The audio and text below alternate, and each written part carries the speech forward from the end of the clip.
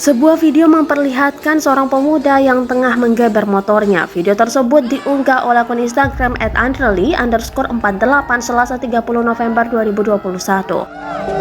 Dalam video tersebut terlihat pemuda itu begitu santai menggeber motornya. Ia dikelilingi oleh banyak pemuda lainnya yang menyaksikan si pemuda berbaju hitam menggeber motornya. Bahkan, pemuda tersebut mendapat saweran dari hasil menggeber motor. Setiap menggeber sekali, ia pun disawer oleh beberapa orang. Namun, sebuah termos hijau di belakangnya tak diketahui pula apa isi dalam termos tersebut. Pemuda itu nampak kegirangan mendapat uang saweran, hingga ia menaikkan gas motornya lebih kuat lagi. Sayangnya, motor tersebut tiba-tiba tak bisa digeber lagi dan mati total. Cukup nggak tuh sawerannya buat beli piston baru, tulis akun tersebut. Banyak warganet yang merasa lucu dengan aksi pemuda tersebut. Belum diketahui juga di mana lokasi kejadian peristiwa itu.